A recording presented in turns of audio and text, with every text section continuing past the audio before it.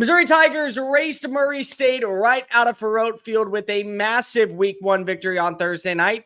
But it's always about the next test. If the Tigers are going to prove that they are one of the SEC's finest, they have to hold their own against better competition, and that's exactly what they're going to see this upcoming week against the Buffalo Bulls. So, what do we see from Brady Let Him Cook in this high-tempo offense? Welcome on into SEC Unfiltered. He's Dave Shumate. I'm Cole Thompson, breaking down everything that we will see on Saturday. So make sure, of course, you hit subscribe. This is your new home for all things SEC. Download the podcast version of the show wherever you get your podcast listening systems. Follow us on the social channels, TikTok, Facebook, Instagram, Twitter. We are everywhere, and we're going to be everywhere at SEC Unfiltered. Follow Dave on Twitter, at Mock10Sports. Scream at me on Twitter, even though you love me, Tiger Nation, at Mr. Cole Thompson. And to keep up with the number one source for all things SEC, make sure that you visit SECUnfiltered.com. Folks, this episode is brought to you by PrizePicks. Use the promo code SECU at PrizePicks.com when you sign up.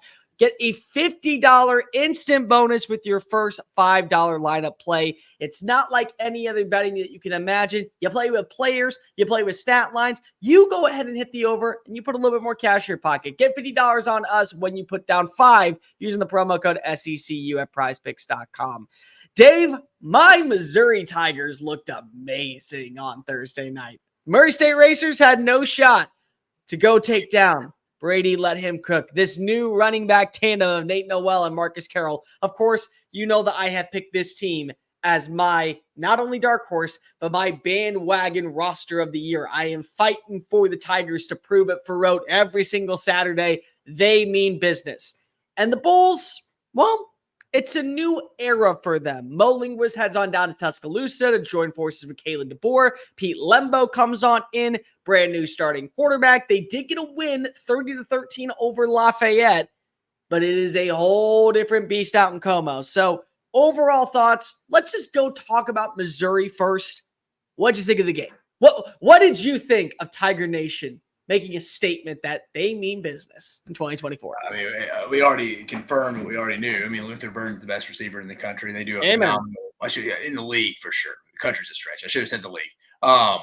But they Kirby Moore, Eli Drickwick do a phenomenal job scheming him up, moving him inside, outside, putting him in the backfield. But Brady Cook, some of those shot plays you want him to hit. He missed on him a couple. You just feel like in these bigger games, you want Brady Cook. Hey, man, you're going to have to hit that. You're going to have to hit that three-pointer when we set you up on the pick. You got to go for a basketball analogy there. You got to hit that. Come on. You got to hit that, Brady. That's one thing. I thought positively from a defensive standpoint, they looked faster than I was expecting. They looked like Ryan Russell, the strength coach, does a phenomenal job there. I worked with him when I was at Auburn. But they looked faster overall. The defense was flying around. I did like how the defense was playing, even though it was Murray State. But still, I saw some positives from that Missouri secondary, obviously the defensive front and the second level. They looked much more improved than I thought they'd be. And again, you can't take a whole lot from that. But I was impressed with Missouri. If you made me say, yeah, were you more impressed? Were you not impressed? I lean towards I was more impressed, even given the competition against Murray State. I think that when you look at the one gripe that you would have, it's Brady Cook's deep ball. And the thing is that can be corrected. I think that also if you are a Missouri fan, you're maybe frustrated, but you want to get that out week 1. And really you want to get that out before the games truly start to matter. Boston College, we already saw on Monday night. That is no longer just going to be schedule's already, not Bainey. Missouri's schedule's already improved now. It's already looking a lot better, which already means that you're going to look better on the resume for when it comes time to make it down to Atlanta or for a college football playoff berth. So it's okay to say that there are things you got to work on, but overall, you have to feel impressed. Let's talk about Buffalo. They're sitting at 1-0 right now. CJ Ogbonna, the quarterback, really solid overall performance, 195 passing yards, 2 touchdowns over Lafayette. Really good on the ground as well. He comes on over from Southeast Missouri, 20 rushing yards, 4 yards per play. They feel like a team that probably is going to be, I think, a year away to getting in that MAC Conference Championship. But let's be real. Maction is fun. We love the Maction. We are college football sickos. We stay up on Tuesday nights until 10:45 to watch a Bowling Green take on a Buffalo or in Eastern Michigan. We like those type of games. But overall, you know that there is a clear separation between talent.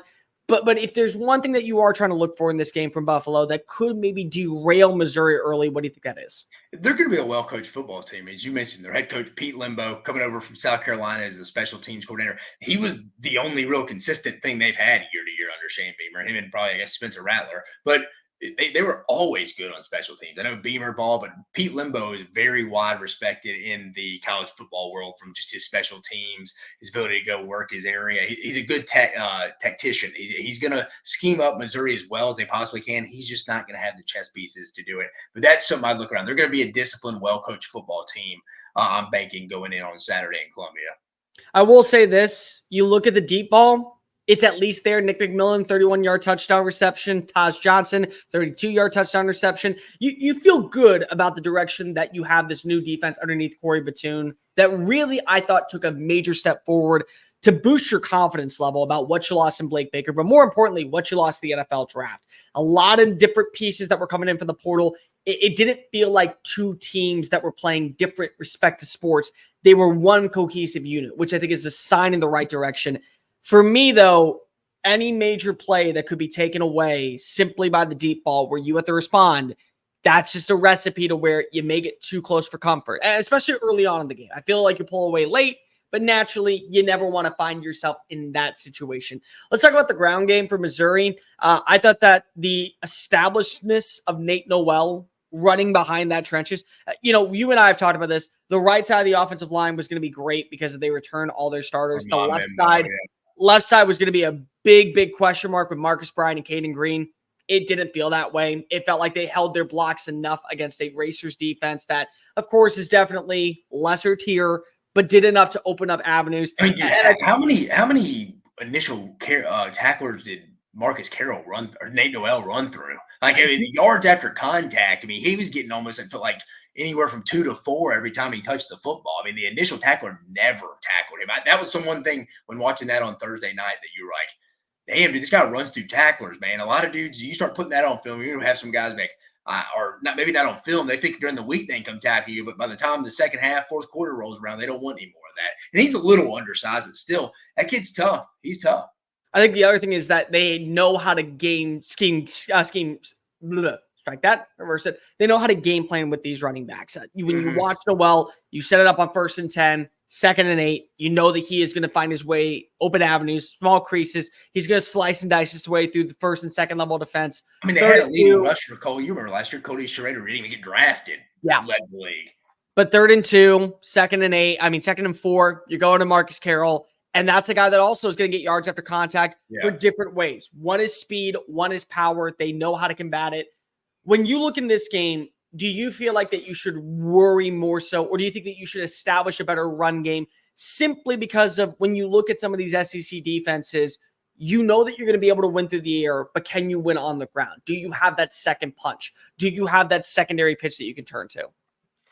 If I remember right, did Norfleet get injured? Norfleet left the game early. I don't know if he is. I don't know what his status is for this game just yet. They may rest him. I don't think. I'm probably going to go if it's not. Probably rest him this week. I agree. But probably need another tight end, a guy like a Tyler Stevens. That kid. I want to see another versatile guy on offense outside the running backs who actually hypothetically transferred from Buffalo. But I want to see someone else in that tight end spot outside of Norfleet kind of step up. I feel like we know the receivers. We know Mekhi Miller. We obviously know Luther Bird. We know Mookie Cooper. We know the Johnson kid. We know all the receivers. We know the running backs. Talking about Nate Noel and Marcus Carroll. We know Brett Norfleet. Maybe somebody else in that tight end room kind of step up. It'd be something I'd want to see just this week against Buffalo. I could see that. I think what I really want to take away in this matchup is can that deep ball be there? Because if you see the talent. I think the crazy part is so many people were ready to dismiss Missouri. And I never understood that reference. And this is not me talking as a bandwagon fan for this year. That's not even it at all. Or me trying to sell fans on why you should have committed to Como. What I'm saying is that they didn't lose any of their starting receivers. They lost nothing. You still had Luther Burden. You still had Theo Wees. You still had Mookie Cooper. You still had Marquise Johnson. You still had Joshua Manning. Those were your 5 leading guys last year, and they're all back. And you have Brett Norfleet, and you feel better about your tight end room, and you still feel good about your offensive line. So I want to see that deep ball actually connect this week because the Marquise Johnson, when you can fly down the football field with his lightning in a bottle speed that is literally going to be a crime in school zones, you need to take advantage of that as much as possible. When you have a guy like Mookie Cooper who can win at that 18-yard range and then slice and dice up defensive backs for a 50-yard gain, you have to take advantage of those. So that's really what I'm looking for in this matchup whenever it comes to the passing attack. I know that you're going to get the intermediate part. I know you're going to hit the singles. Let me see that home run ball. Let me see that 30-yard pass. And it doesn't have to be a beautiful spiral every single time. It just has to connect with one of your targets downfield, because if you have those explosive plays, it's another element to your passing attack that maybe you feel even more confident in, with an offense that last year really took that step forward because of Eli Dricker's decided to finally do the right thing and give up the play calling. Yeah. Let's go ahead and break down the game. You and I both know that this is going to be a massive advantage, I would say, for Missouri. 34.5-point lead, 51.5 is the total.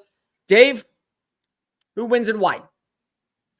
I'm going to go Missouri. Let's go 42-10. I think 42-10, 42-13 in that vicinity.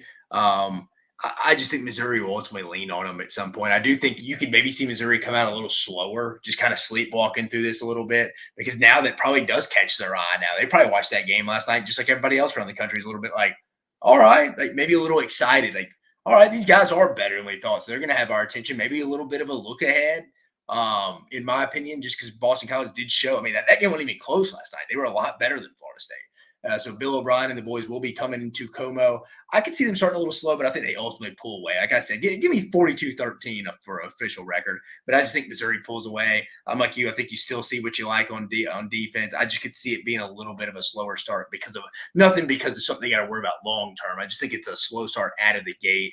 You have two teams you're probably better than initially, and then a team you play the next week made a statement on national television to an extent and has your attention. So I could see that definitely. I mean, we're dealing with 18 to 22-year-old college kids. They watch and pay attention to that stuff too. All right, I'm not going to do what Dave did and say that they're evenly matched in this game. They're not. We know that Boston College had a great performance, and we know that Missouri is going to win the SEC. We all know this. Come on, guys. Just join me on the party. Drink the Kool-Aid. It's very refreshing. It's very nice. Go ahead and host me for a weekend. I would love to come hang out and party with you guys. But let's be real. You do have to make sure you don't look ahead to Boston College. And it's not a moment to where you feel like that you are going to lose this game.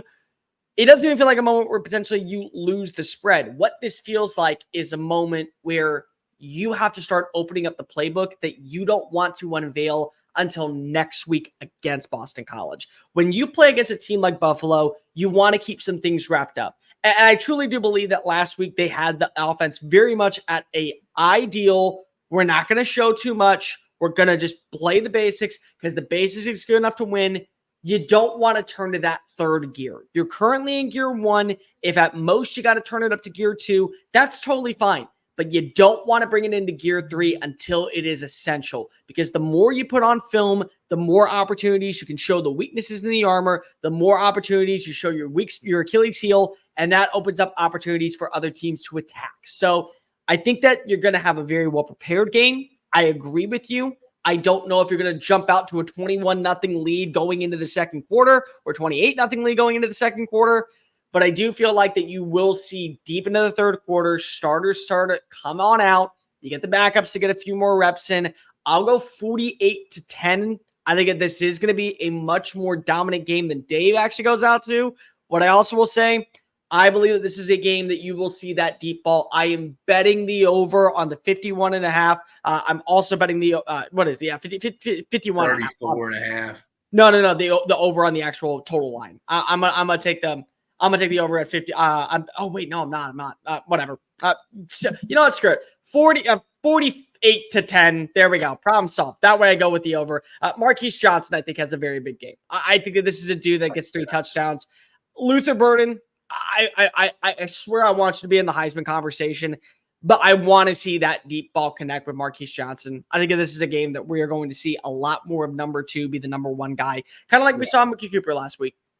Yeah, I could see the Marquise Johnson ever be somebody under the radar here. I don't know. It's not going to be Luther Burden. He shouldn't be playing a lot. But no, I could see Marquise Johnson being an under the radar guy. That's a good pick there, Cole. Let us know in the comment section down below, Mizzou Nation. What do you want to see in Saturday's game? Who do you think is the X factor? And more importantly, where can I go ahead and stay when I come visit you in Como? Make sure that you like, rate, review, subscribe, follow us on social media, TikTok, Facebook, Instagram, Twitter, at SEC Unfiltered. Download the podcast version of the show wherever you get your podcast listening systems. Follow Dave on Twitter, at Mock10 Sports. Follow me on Twitter, at Mr. Cole Thompson. And to keep up with the #1 source for all things SEC, make sure that you visit SECUnfiltered.com. For Dave Shumate, I'm Cole Thompson. Good night, Tiger Nation.